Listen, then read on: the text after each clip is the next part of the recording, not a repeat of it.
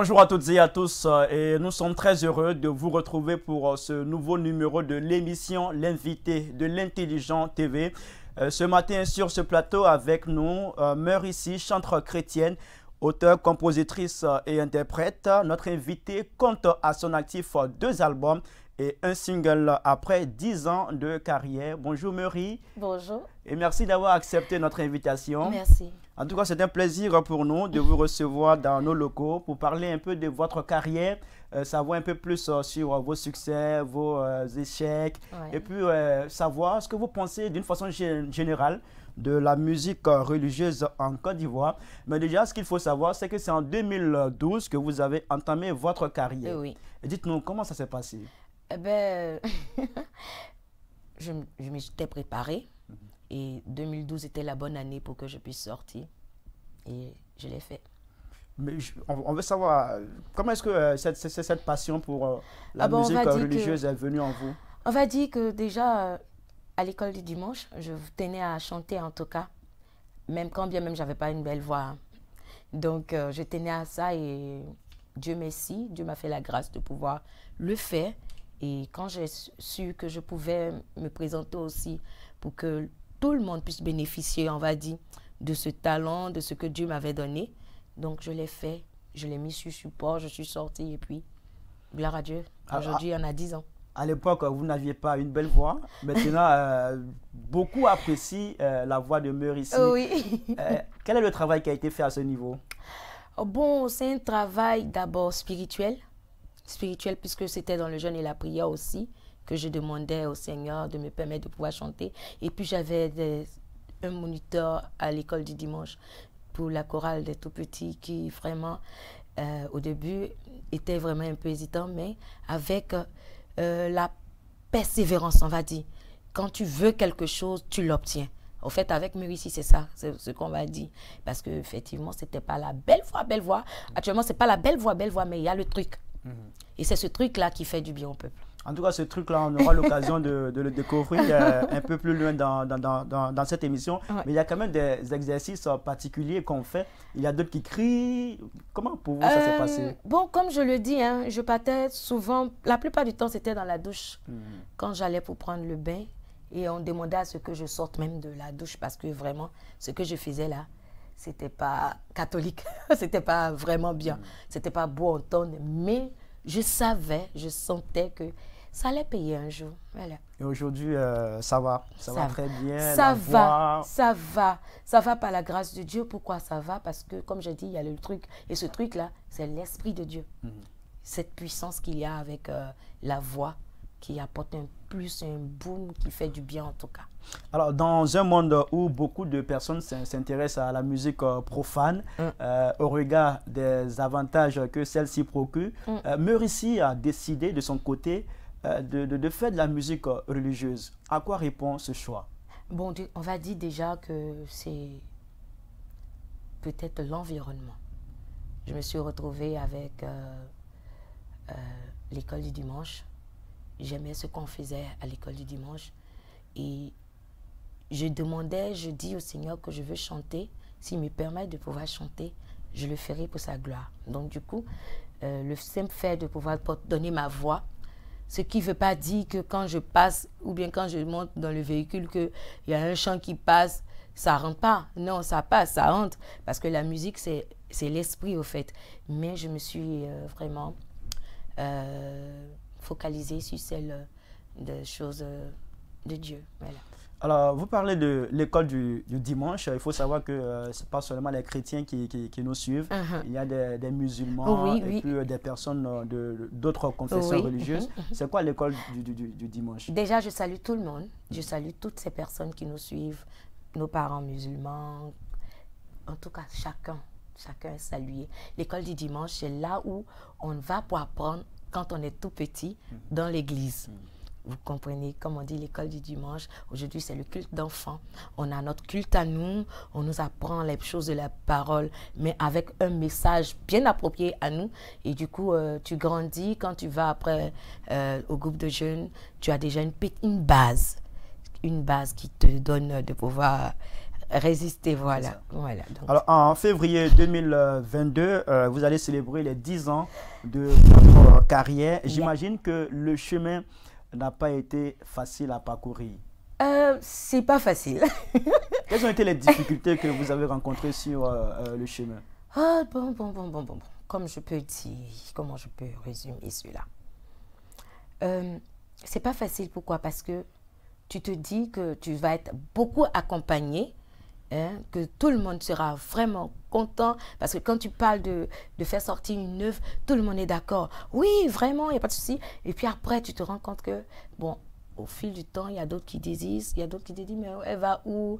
Comment? Bon, on a essayé, ça ne va pas. Mais il faut être persévérant. Il faut être persévérant. Et si tu n'as pas une structure qui te gère, c'est encore plus compliqué dans notre milieu, ici en Côte d'Ivoire, on va dire. Mais quand tu as une structure qui te gère, c'est bon, tu es peinard, tu dors, tu te réveilles, on dit, bon, tu vas dans tel coin, tu vas répéter. Mais on a eu, moi je vais dire que j'ai eu, déjà bisous au Saint-Esprit, j'ai eu une grande structure. C'est la structure de mon Dieu, notre Saint-Esprit, cher Saint-Esprit. Parce que c'est lui qui a ouvert les portes, qui mettait au cœur des personnes de nous permettre de pouvoir passer dans leurs églises, de pouvoir passer dans le mariage, dans le baptême, et puis pourquoi pas de pouvoir passer un peu partout.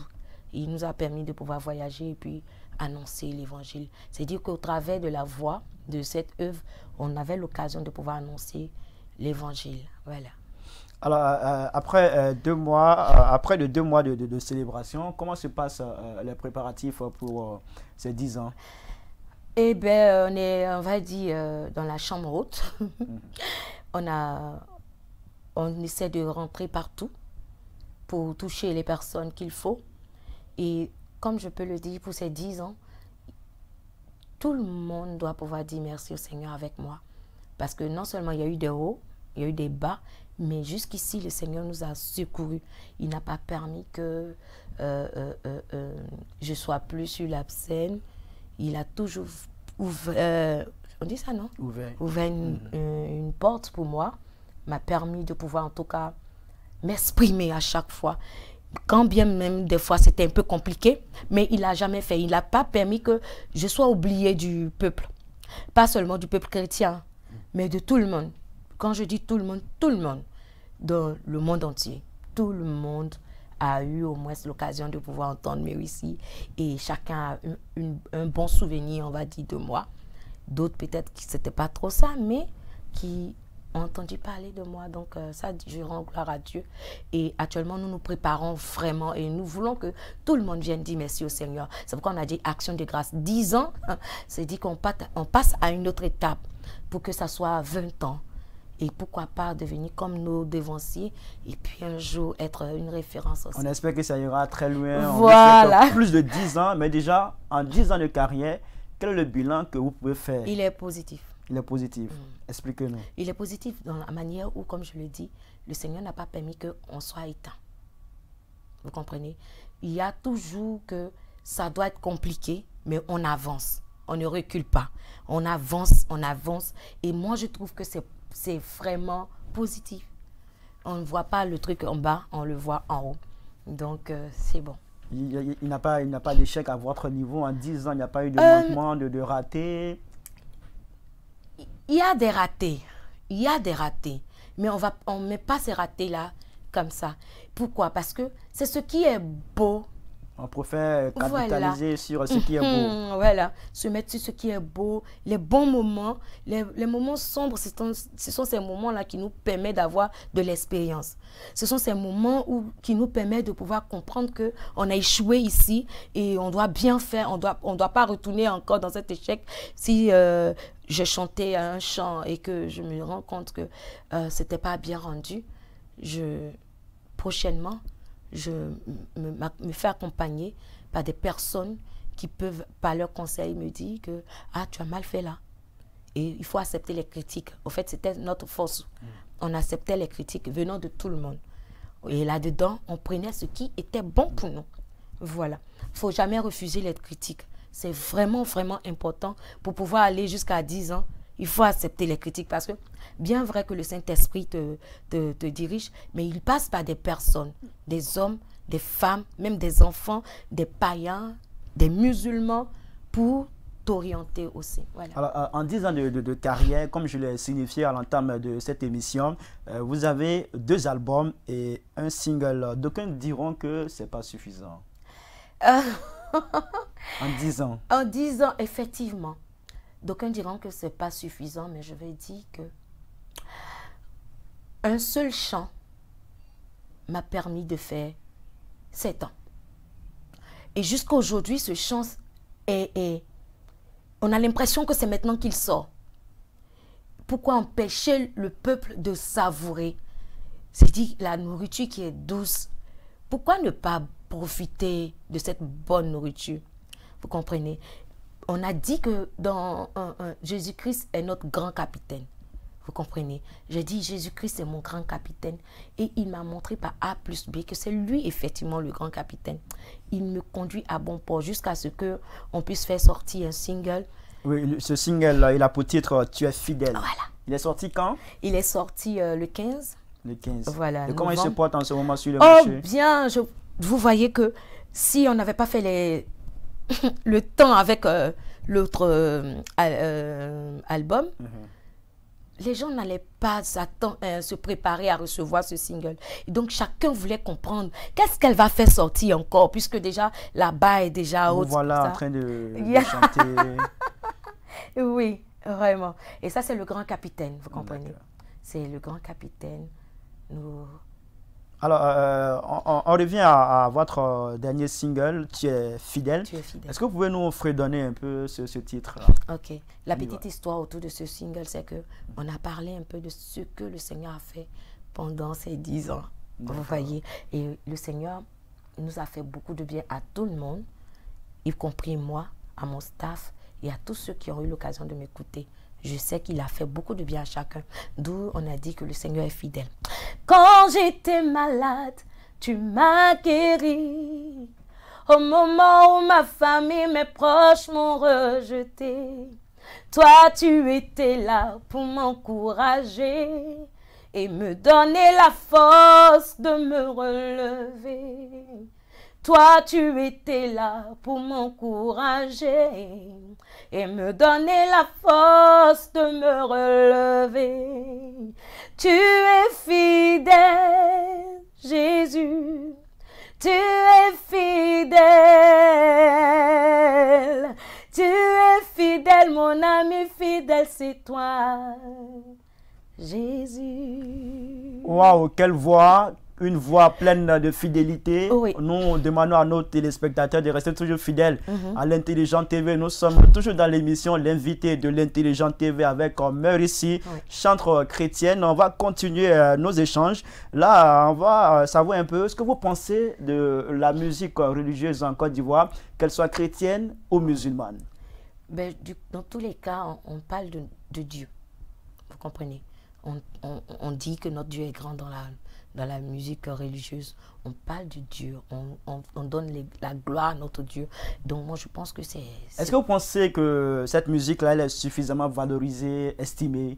Bon, un peu quand même. Un peu. Ouais. Pourquoi? Parce que ici, les gens sont plus sur la musique mondaine. Et c'est normal, nous sommes dans le monde. Donc... à nous maintenant qui sommes appelés à parler de Dieu par la louange, puisque dans nos chants aussi on donne des conseils, on donne des orientations. Donc moi je pense que tu ne vois pas un chant religieux venir te dire que il faut frapper ton parent, ou bien il faut parler mal à une femme, ou bien dévaloriser les femmes, ou bien comme on appelle ça, ton parent. Donc, moi, je pense que... Est-ce que ce peu d'estime que certaines personnes ont pour la musique religieuse en Côte d'Ivoire, c'est pas le fait que les chantres sont devenus un peu plus portés vers le business à travers leur musique au lieu d'évangéliser exactement? Je vais pas dire que ils ont peu d'estime. Non. Au fait, ils écoutent. Ils écoutent parce que c'est là-bas qu'ils ont leur repère, au fait. Vous comprenez? Ils ont leur repère là-bas. Mais maintenant, du côté des finances, je ne veux pas vous mentir. Nous tous, on aime l'argent. Tu ne vas pas au studio et que tu dis gloire à Dieu, sois béni mon frère, je suis venu au studio pour chanter et puis je pars. Ah non, quand tu finis, il faut donner l'argent du musique. Est-ce qu'on vit véritablement de cette musique-là, la musique religieuse? Oh voilà, on peut vivre de cette musique religieuse si les personnes qui viennent vers nous permettent de pouvoir avoir ce dont on a besoin. Comme j'ai dit, si on est encadré, qu'on a une structure qui nous permet de pouvoir vraiment bouger, on en vit effectivement, je vous promets, on en vit. Voilà. Donc, si on veut parler un peu des difficultés auxquelles est confrontée la musique religieuse, on dira que c'est le manque de structure, c'est ça? Il y a un peu de manque de structure et puis il y a le vouloir, je ne sais pas comment je dis, par nos autorités. Quand je dis nos autorités, je parle ecclésiastiques, les parents spirituels qui vraiment ne font pas... ne vous soutiennent pas assez. Voilà. Comme vous le dites, comme tout le monde, on trouve que les chants chrétiens, quand ils vont chanter, c'est juste pour avoir de l'argent. Je dis, mais c'est normal. C'est normal. Moi, par exemple, le dimanche, quand je ne vais pas tourner, je suis dans mon église. Vous comprenez? Je suis dans mon église, je fais mon culte dans mon église. Mais quand je sors, le support avec lequel je pars, c'est payant. Au fait, l'évangélisation est gratuite. Mais c'est tout ce qui ont tout là qui est payant. Sinon, pourquoi, si je suis là, que vous avez pris le CD que vous mettez, je fais mon culte le dimanche, n'est-ce pas? Mais quand on demande à ce que tu viennes rendre ministère, on vient rendre ministère dans une autre église. Les gens sont contents parce que quand tu chantes, il y a quelque chose qui se passe. Donc, ils veulent que tu viennes. Mais on ne vient pas gratuitement. Si je viens et que je suis mal vêtue, vous serez les mêmes à pouvoir critiquer. Si je viens que j'ai une odeur d'une manière qui ne dit pas son nom, vous serez les premiers à critiquer. Vous comprenez? On mérite tous. La Bible dit que Jésus était vêtu de fin lin. Ça veut dire que ce n'était pas n'importe qui, au fait. Donc, nous aussi, on ne peut pas paraître auprès de vous n'importe comment. Mais pour cela, on a besoin de moyens. On a besoin de moyens. De moyens financiers, oui, surtout. Surtout parce que la prière, on en fait. On en fait comme tout le monde.